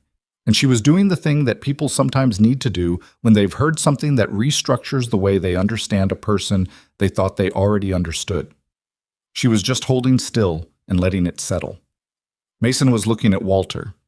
In the span of the morning, from 7:14 and a cup of coffee and a man the world had passed by and a couple of bullies and a room that couldn't bring itself to stand up, something had completed itself, something that had been building without the people in it knowing they were building it. The man in the wheelchair was not broken. He had never been broken. He was, in the specific language that Mason's experience gave him for these things, a survivor of an engineered disaster who had spent 11 years in a cafe corner being underestimated by the very force that wanted him dead, and who had survived, not despite his stillness, but because of it. And now, for reasons Mason didn't yet fully understand, the notification, the timing, the coordinates, all of it, the stillness was over. We need to move again, Mason said, and I need to make a call. To who? Walter said. Someone who owes me, Mason said. Someone who knows the name in that metadata and has been looking for a legitimate reason to do something about it for a long time. Is it a good idea to use your phone for that call? No, Mason said, which is why we're not using mine. He looked at Linda. The Ridgeline Inn, he said. Kendra, you said she runs it. Is there a landline? Old one, Linda said. She keeps it because the cell signal in those rooms is terrible. Is there a back way in? There's always a back way into everything in a mountain town, Linda said. People here understand the concept of not wanting to be seen. She started the van. The Ridgeline Inn was 2 blocks from Marta's Cafe and a century away from it in character. A 3-story Victorian that had been built when Cedar Ridge briefly fancied itself a mining boom destination and had survived the town's return to modesty by sheer structural stubbornness. Kendra Walsh, who was 61 and had the specific unflappability of a woman who had run a small hotel through 30 winters and whatever human situation each one brought, let them in through the service entrance off the alley without asking more than one question. Is this trouble that stays here or trouble that passes through? I don't know yet, Mason said. He was being honest. Kendra looked at him. She looked at Walter, whom she recognized. Had seen him at the cafe. They'd exchanged words at the 4th of July thing 3 years ago. She looked at Linda, who she'd known for 20 years. Room 4, she said. Ground floor. The accessible room. It has a landline that actually works. She gave Mason a key and left them to it. Room 4 had a view of the side lot and, through the gap between 2 buildings, a partial view of Ridgeline Avenue. Mason checked the window before he did anything else. Atlas went around the perimeter of the room with his nose 6 inches from the floor, then sat at the door, facing it. Walter pulled up to the small desk and looked at the landline. A real one, corded, with physical buttons. Who are you calling? He said again. Mason sat on the edge of the bed. He looked at the floor for a moment, the specific look of someone organizing information rather than avoiding the question. When I left the service, he said, I left with some things I wasn't supposed to leave with. Not materials, not documents. Information, the kind that lives in your head and doesn't get filed. I left with knowledge of a network, an informal one, people across agencies and service branches who had been watching a particular pattern for years, the kind of pattern that doesn't fit any one jurisdiction, so nothing ever gets done. He looked up. The name in that notification is the thread that holds it together. If someone could pull that thread, someone being, Walter said, a woman in Virginia who has been trying to pull it for 3 years and keeps getting told there's insufficient predicate, Mason said. She needs a witness. She needs someone with standing, someone who was at the debrief, someone who can provide a first-person account of a route change made 12 hours before an operation from a source that has no legitimate chain of command connection. Walter went very still. You need me, he said. Meaning, this is why you stayed. This is why you didn't leave when the first thing was resolved. This is what you were waiting for. I didn't know that when I walked in this morning, Mason said. I walked in for coffee. But now I think you walked into the right cafe, Mason said. And I think the notification on my phone is timed enough ahead of whatever's coming that we have a window, a small one. Walter looked at the phone on the desk. He looked at his hands, the ones that shook in the cold, the ones that had trained for 2 years in a rehabilitation facility because he didn't know what else to do with them, the ones that had blocked a 23-year-old's wrist that morning in a corner cafe on a frozen Tuesday in November. What happens to me, he said, if I do this? If I give a statement, He stopped. I've been invisible for 7 years. If I stop being invisible, you're already not invisible, Mason said. That's what the notification means. They've already found you. The question isn't whether to become visible. The question is whether you become visible on your terms or theirs. Walter sat with that. Linda was by the window. She had not said much since they'd left the van. She was doing that thing again, the holding still, the letting things settle. But there was something different in her expression now from the one she'd worn behind the counter all morning. She was looking at Walter, and what was in her face was not pity and was not awe, and was not the complicated guilt of a bystander who had stayed silent too long. It was something simpler and more durable. She was looking at him like he was a person she was meeting for the first time, not because she hadn't met him before, because she was only now understanding who she had always been meeting. Walter, she said. Her voice was quiet. Whatever you decide. She stopped, started again. I should have said something this morning. When those boys were sitting at your table and I was standing 10 feet away with my hand on the coffee warmer. She looked directly at him. I'm sorry. Walter looked at her for a long moment. You said something eventually, he said. Not soon enough. No, he agreed. But you did. The difference between those two things hung in the room between them. Not forgiven, not yet, but acknowledged, which was its own kind of beginning. Mason picked up the landline. He held it for a moment, looking at Walter. Walter looked back at him. He had both hands on the armrests of the wheelchair. His back was straight. His breathing was the slow, controlled, trained breathing of a man who had stood his ground in a mountain pass 11 years ago and held a line that was never supposed to hold, and who had been sitting in a corner cafe ever since waiting, without knowing he was waiting, for the moment to mean something. Make the call, Walter said. Mason dialed. The phone rang twice, 3 times, and then a voice on the other end said a last name, quick and professional, and Mason said, It's Reed. I'm in Colorado. I have your witness. A pause. The witness. Silence on the line. Then, Is he willing? Mason looked at Walter. Walter nodded. He's willing, Mason said. Outside the window of room 4 of the Ridgeline Inn, Cedar Ridge, Colorado, went about its Tuesday business. The hardware store opening, a truck making a delivery to the diner across the street, 2 people walking a dog on the frosted sidewalk, ordinary and indifferent and entirely unaware that in a ground-floor room with a partial view of the avenue, a man who had survived an engineered disaster in a mountain pass and 7 years of Tuesday morning coffees, and two men who thought he was nothing was speaking into a telephone in a steady voice, providing a first-person account that 3 years of blocked investigations had been waiting for. He spoke for 40 minutes. He did not shake once. When he finished, and Mason took the phone back to close out the logistics, and Linda brought water from the bathroom because it was the only thing she could think to do, and it turned out to be the right thing, Walter sat in his wheelchair in the center of the room and looked at his hands. They were trembling slightly. The cold, or the aftermath of all of it, the morning and the years, and the weight finally transferred from one place to another. He watched them tremble and did not try to stop it.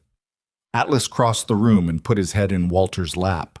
Walter put both hands on the dog and held on. And Mason, who had seen men come apart in a lot of different ways in a lot of different situations, recognized this for what it was. Not a collapse, not weakness, not the ending of something, and gave the man the room to feel it without making it into an event. He looked out the window at the avenue. The morning was still there. The mountains were still there. Whatever came next was going to come. The machinery was in motion now. The call was made. The statement was given, and somewhere in the chain of consequences that followed from that, there were going to be difficult days and difficult choices, and no guarantee of any particular outcome. But the line had been held. Again. In a way that no one who had walked into Marta's cafe that morning looking for an easy target could have imagined, or predicted, or prepared for. The man in the wheelchair had held the line. And the room that had looked away, and the town that hadn't known to look in the first place, would have to find a way to live with the distance between what he had been and what they had seen. That reckoning, Mason knew, was its own kind of mountain. But that was for later. Right now there was a trembling man and a German shepherd and a landline phone and a window looking out on an ordinary street. And outside the temperature was dropping again the way it dropped in November in the Colorado Rockies, deliberately, without apology. And the day was moving forward with or without any of them, the way days always did, indifferent to what had just changed inside a small room in a mountain town at the end of a very long morning. The water Linda had brought sat on the desk untouched for 10 minutes before Walter finally picked it up. He drank half of it in one go, set it back down. His hands had mostly stopped trembling, not because the feeling had passed, but because the body had processed enough of it to return to functional. He knew the difference. He'd known it for years. Mason was still on the phone, not the landline now, but his own cell, standing near the window with his back partially to the room. His voice was low and clipped. The register of someone relaying information in compressed form to someone on the other end who needed facts, not texture. 40 minutes of testimony, first-person account, corroborated by the operational timeline, route change, LZ selection, debrief composition. A pause. Yes. Same name. Another pause, longer. I understand. How long do we need to hold position? He listened. His jaw tightened slightly. That's longer than I'd like. Another pause. Understood. Contact me on the secondary. He lowered the phone. Linda looked at him from the window. How long? 48 to 72 hours, Mason said. Before anything moves officially. They need to position before the subject knows the statement exists. We stay here 72 hours? Linda said. You don't, Mason said. Yeah. You go back to the cafe. Open it. Act like Tuesday. The van stays here with Walter. And you. And me. Walter had been listening with his hands flat on the desk, looking at the glass of water. They'll watch the cafe, he said. If they're already in town. Probably, Mason said. Which means they'll notice Linda's van isn't there. Yes. Which means, I know, Mason said. He sat down on the edge of the bed. He rubbed his face with one hand. A rare gesture. The mask coming off for a second, something tired underneath. There are things I can control and things I can't. Right now I'm working with what we have. Walter looked at him. How many times have you done this? Walter said. Not meaning the phone call or the van or the hotel room, meaning all of it. The improvised logistics, the narrowing options, the weight of other people's survival sitting somewhere in the chest. Mason looked at the floor. Enough times, he said. Does it get easier? No, Mason said. You just get better at not showing that it doesn't. The room held that for a moment. Kendra knocked twice and came in without waiting. Her hotel, her rules, carrying a tray with 3 coffees and a plate of something that turned out to be actual food. Sandwiches, cheese, crackers. The kind of practical sustenance that a woman who had run a mountain inn for 30 winters understood was what people in difficult situations actually needed, not sympathy. "I'm not going to ask questions," she said, setting the tray on the dresser. "But I want you to know that my brother-in-law is the county sheriff, and if at any point you need—" "Not yet," Mason said. "But thank you." Kendra looked at Walter. "You okay?" Walter picked up a coffee. "I've had worse Tuesdays." She left. The 3 of them ate without talking much for a few minutes.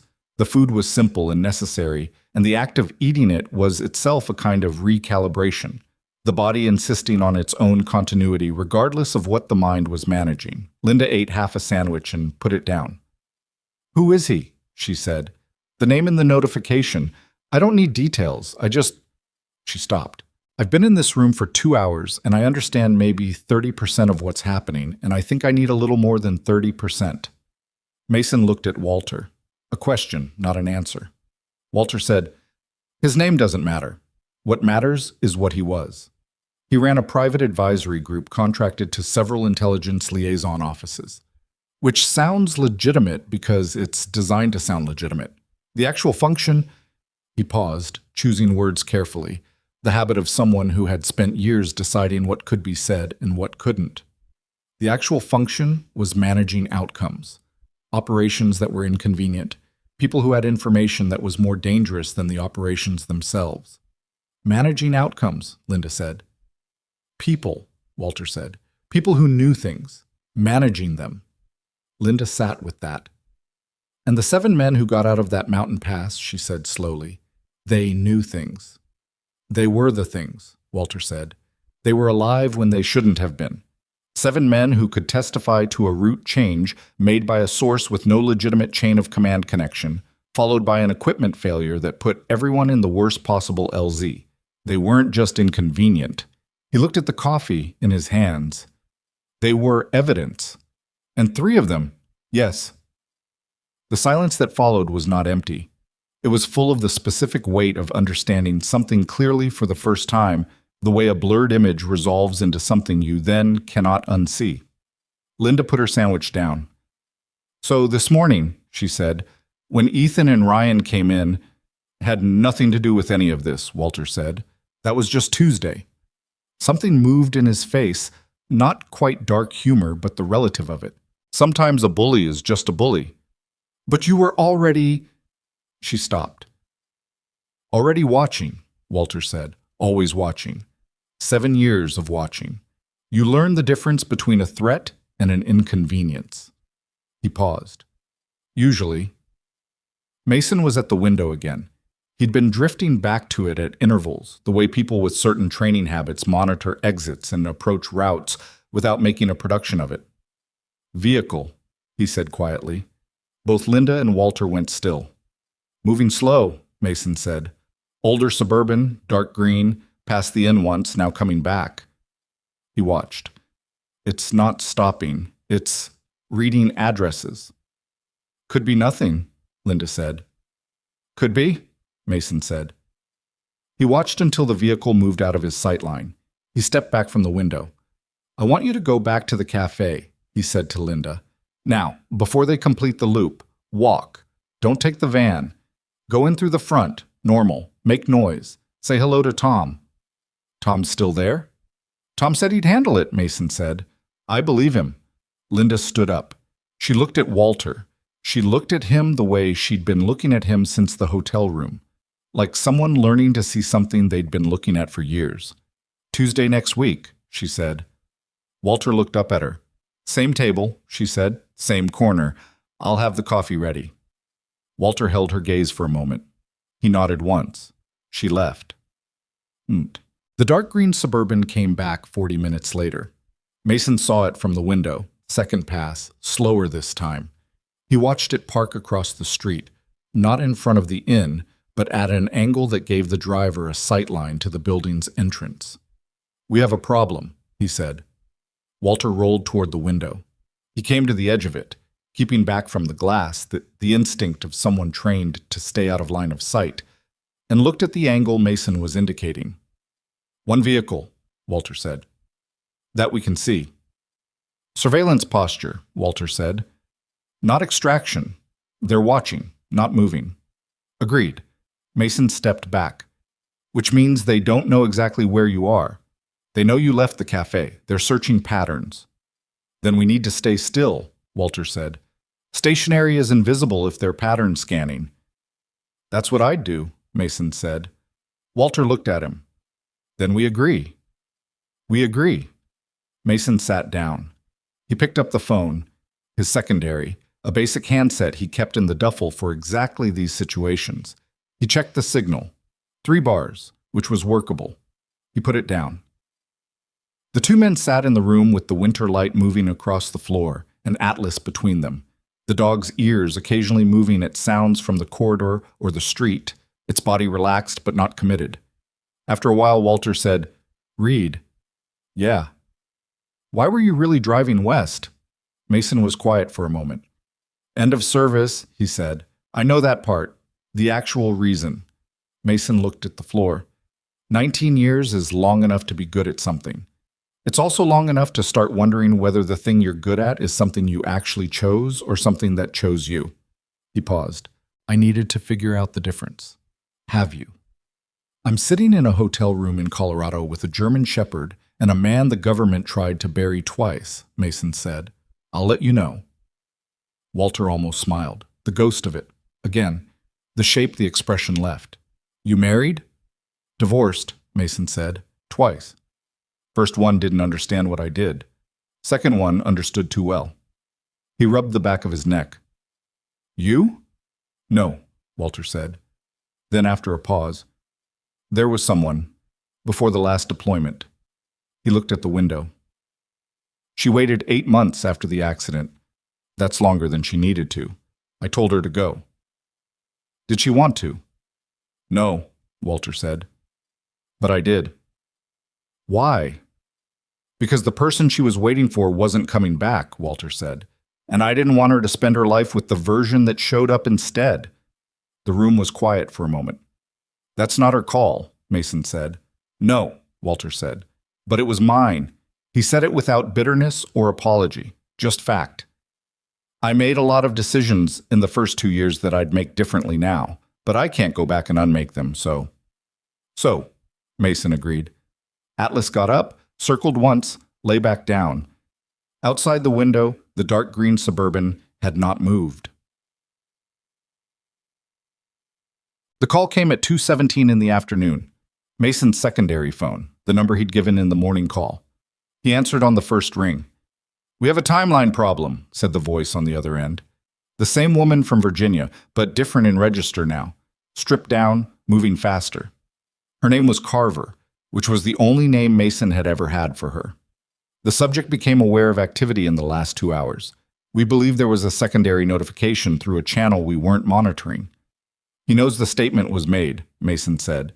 "He knows someone made contact with our office. He may not know the content yet." A pause. "We need to accelerate. Can your witness give a recorded statement today? Not the debrief, the formal one. On record." Mason looked at Walter. Walter had heard enough of the call to understand the shape of it. His expression was steady, the composure that was discipline rather than calm. "Tell her yes," he said. "Yes," Mason said into the phone. "How does this work?" "I'm sending someone to you," Carver said. "They'll be there in 4 hours, secured recording equipment, chain of custody documentation. The whole process needs to be airtight because—" She paused again. "Because we're going to move on this within 24 hours of the statement, and the legal challenge from his side will be immediate and extremely well-funded." "Understood." Mason stood up and moved to the window automatically, checking. "There's a surveillance vehicle on our position, dark Suburban, one that we can see." Silence on the line. "How long?" Carver said. 40 minutes confirmed, possibly longer before we noticed." "Can you move?" "Moving complicates the rendezvous with your people." "Then stay," she said. "My people will handle the vehicle." "How?" "Don't worry about how." Mason lowered the phone. Walter was looking at him. We're staying. We're staying, Mason confirmed. He sat back down. 4 hours. Walter looked at the clock on the wall. Old analog, the kind that hotels kept because they didn't need to be charged. 2:20, 6:20, by that math. 4 hours, Walter said. He settled back in the wheelchair and looked at the ceiling for a moment. Then he said, Tell me something. What? The report you read. The one about the operation. He looked at Mason. What did it say? About the rear guard. Mason was quiet. I'm asking, Walter said. I want to know what it looked like from the outside. Mason took a breath. He organized it. The specific, factual way of someone recounting from memory. Something that was written in official language, but meant something else in human terms. The rear guard element held a ridgeline position for approximately 4 hours, Mason said.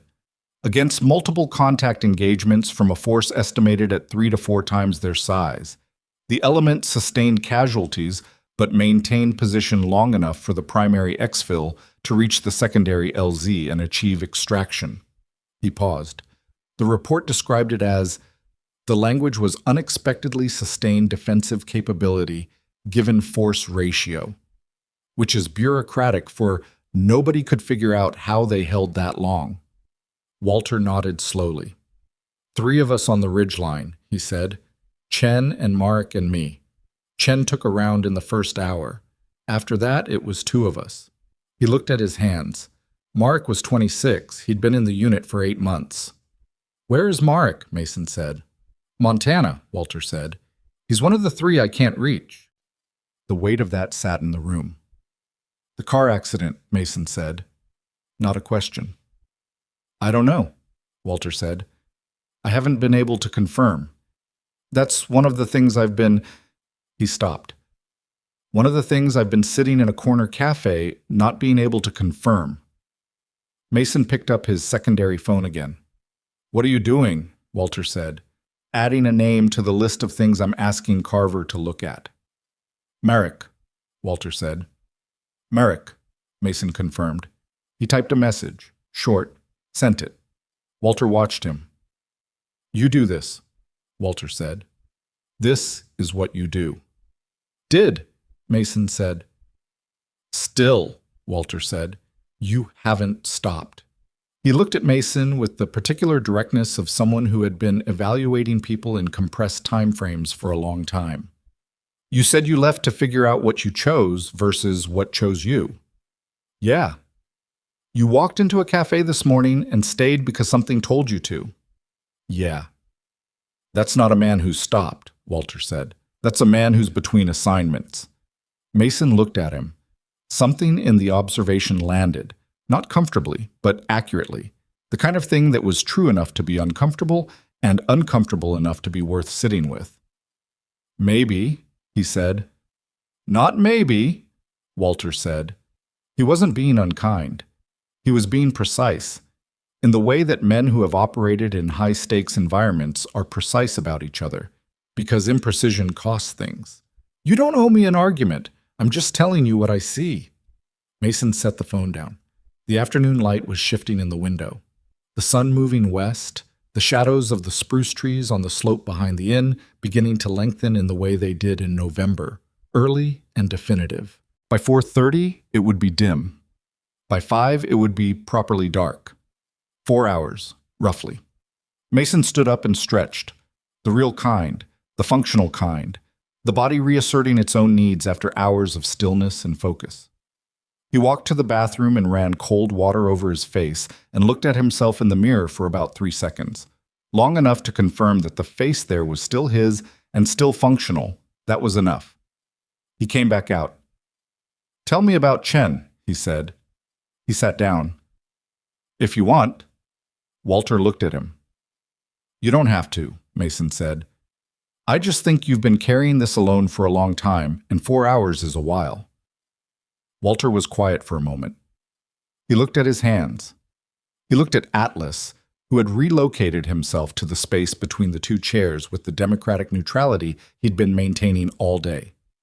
Kevin Chen, he said. He was 31, from Sacramento. He almost smiled for the second time that day, closer to the real thing than the ghost of it. He had this absolute refusal to acknowledge that anything was as serious as it was.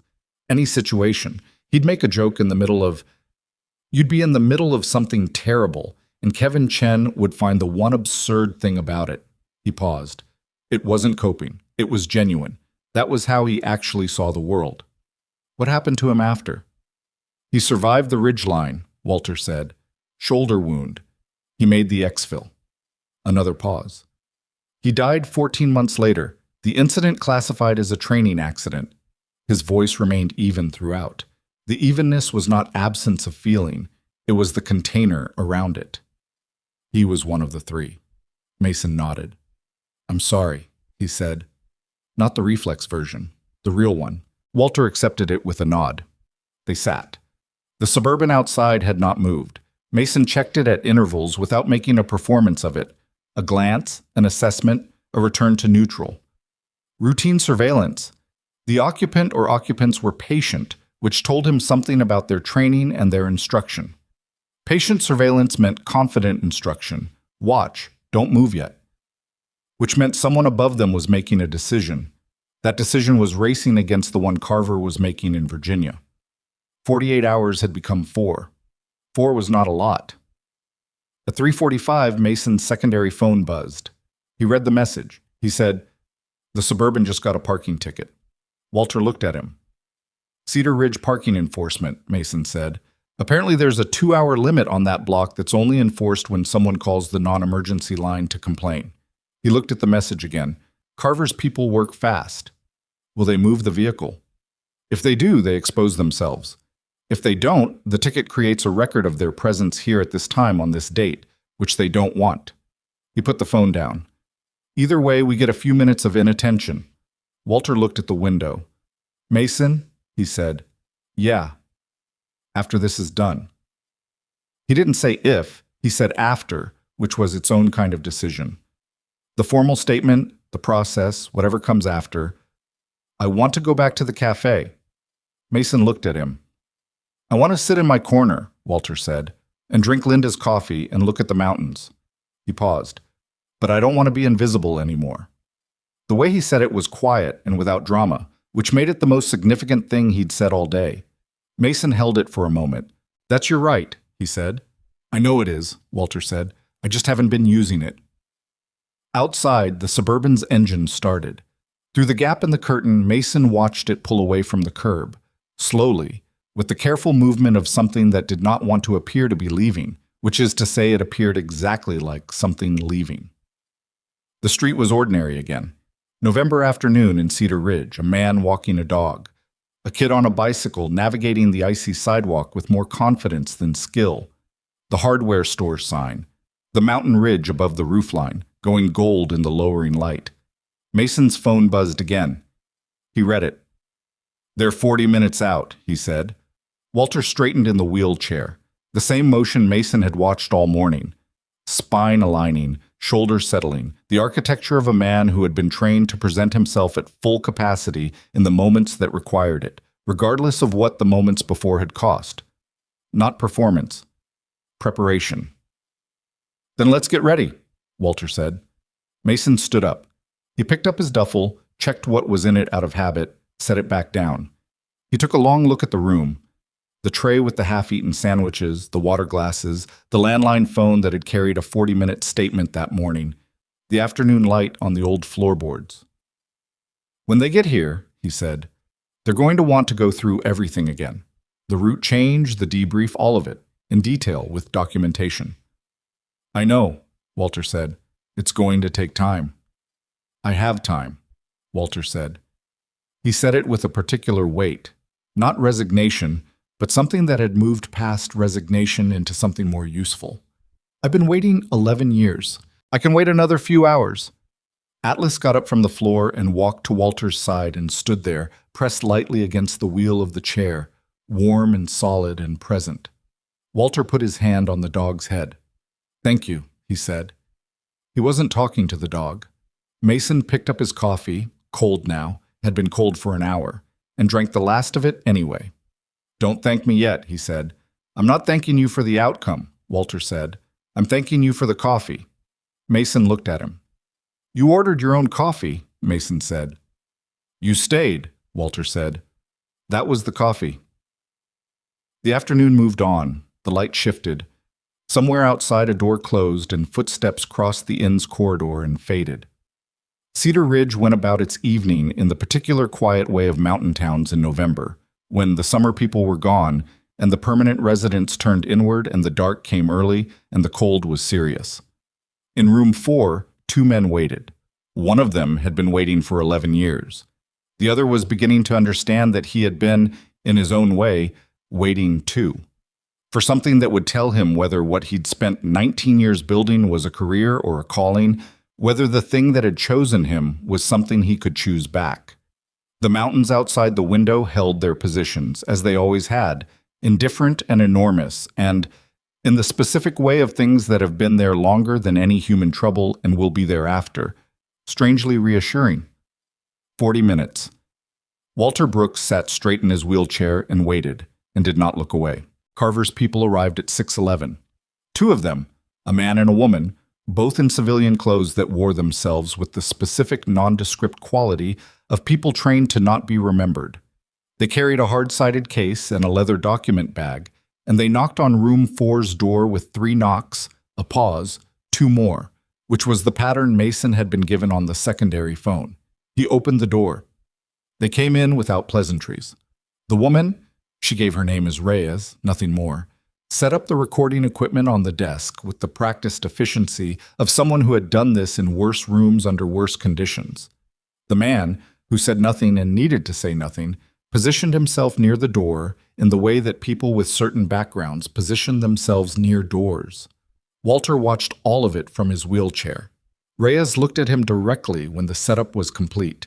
She had dark eyes and a quality of attention that was not unkind but was entirely professional, the look of someone who had learned to separate the human dimension of a situation from the functional requirements of her job because doing both simultaneously costs too much.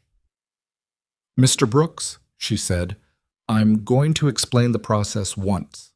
After that, we go straight through. Questions now or not at all?"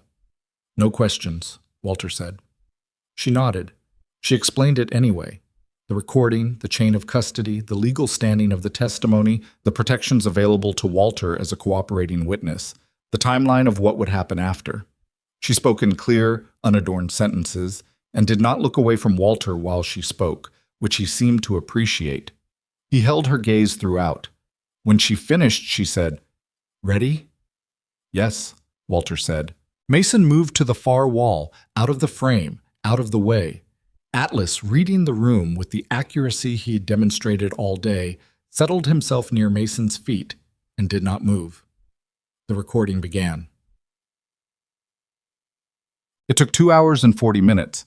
Mason had expected 1, maybe 1.5. But the formal statement required specificity that the morning's phone call hadn't. Dates, coordinates, names where Walter had them, operational details reconstructed from memory across 11 years, the chain of command as he'd understood it, the debrief composition, the specific language used in the route change notification. Reyes asked precise questions when Walter paused, not to fill silence, but to ensure the record was complete. Walter answered everyone. His voice did not waver. Not at the part about the LZ, not at the part about Chen, not at the part where he described waking up in a military medical facility in Germany and being told by a man he'd never seen before and never saw again that the incident report was classified, and that he had signed documentation during his initial processing, documentation he had no memory of signing, which the man explained was due to the medication he'd been given for pain management, indicating his agreement to those classification terms. That part, Mason thought, was the hardest. Not because Walter showed it, because he didn't. When it was over, Reyes stopped the recording and packaged it with the quiet focus of someone handling evidence, which was what it was. She initialed the documentation and had Walter initial it and had Mason sign as a witness, and then she closed the case. "What happens now?" Walter said. "We move it up the chain tonight," Reyes said.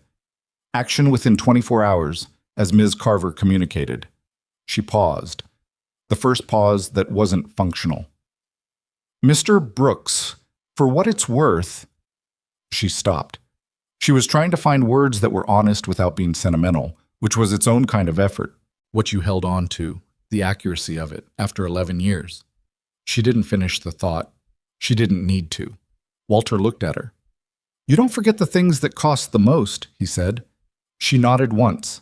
She picked up the case. She and the silent man left the room, and their footsteps went down the corridor and out the back of the inn, and a vehicle started outside and moved away. And then the room was just Mason and Walter and Atlas and the night pressing against the window. Yet, 14 months later, a man named Gerald Foss, who had operated for 19 years under various contracted arrangements with intelligence liaison offices, and whose name appeared in no public organizational chart and on no government website, was indicted on charges that included conspiracy, obstruction, and a federal statute that had been dormant long enough that some of the attorneys involved had to look it up. The indictment ran to 41 pages. Walter's testimony was central to 11 of them. 2 of the men previously listed as deceased in unrelated incidents were found to be alive. One of them was in Montana, which was where Walter had thought he was. The other was in Portugal, which was where nobody had thought to look. The third was in fact dead. That one had actually been a car accident. That knowledge did not make it better, but it made it different. The specific difference between something done to a person and something that simply happened to one, and Walter found in ways he didn't try to articulate, that different was a thing he could work with. Gerald Foss's legal team was, as Carver had predicted, immediately mobilized and extremely well-funded. The case took time. All real cases took time. Mason drove back to Cedar Ridge twice during the process to sit with Walter in room 4 of the Ridgeline Inn and go over things that Carver's team needed clarified. And both times he arrived without calling ahead, and Linda had coffee ready because Kendra had texted her, and by the third visit, Walter had started texting Mason himself, which Mason considered progress. Mason was living in Denver by then. He had taken a consulting position, loose, part-time, the kind of work that used what he knew without requiring him to be what he'd been. And he had a small apartment that Atlas was actively destroying through enthusiasm rather than malice. And he was running every morning, which was something he'd stopped doing in the last 3 years of service and had not realized he missed until he started again. It wasn't a clean new chapter. It was messier than that. 2 steps of functional for every one of confused, some weeks better than others. A therapist he saw irregularly and was honest with about 2/3 of the time and was working on the other third. Human and imperfect, which was, he was finding, the only kind of progress available. What?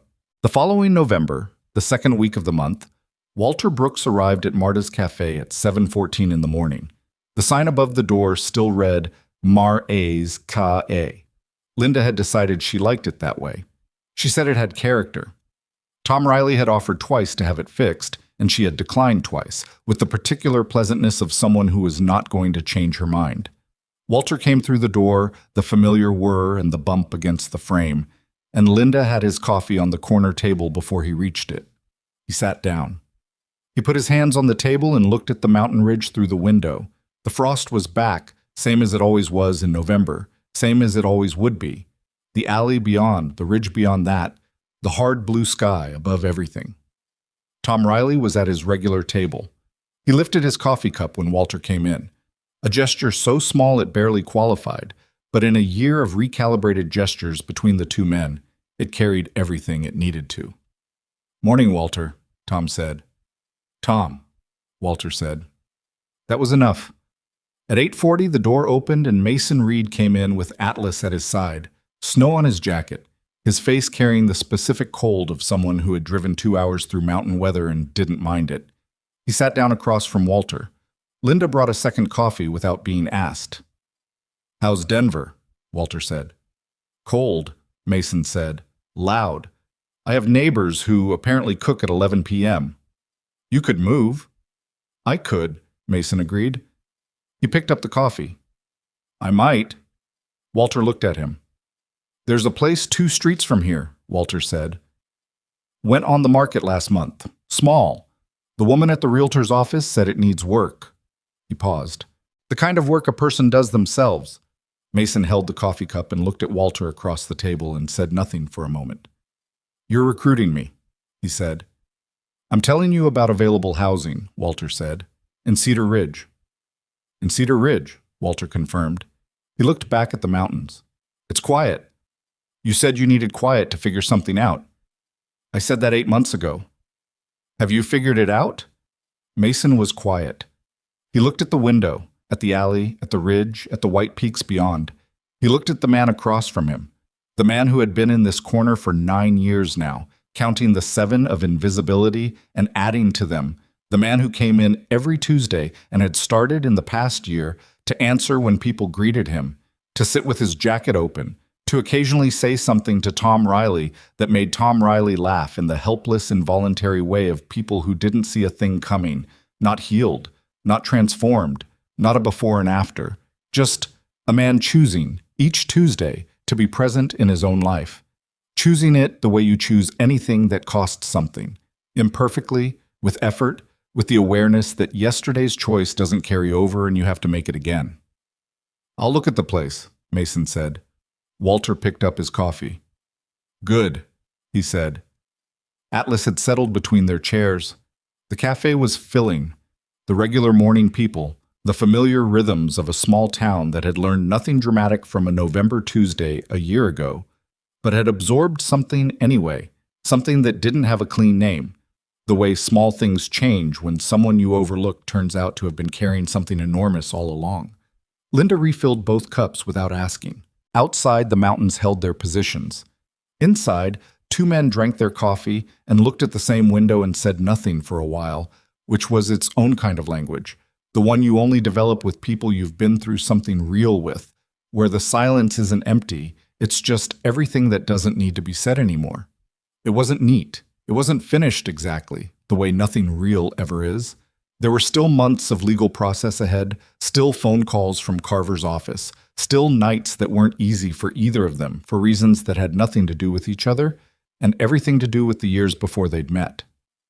But this was Tuesday morning in Cedar Ridge, Colorado, and the coffee was hot, and the mountains were there, and the man who had been invisible for 7 years was sitting in his corner with his jacket open and his hands steady on the table. He wasn't hiding anymore. He was just here.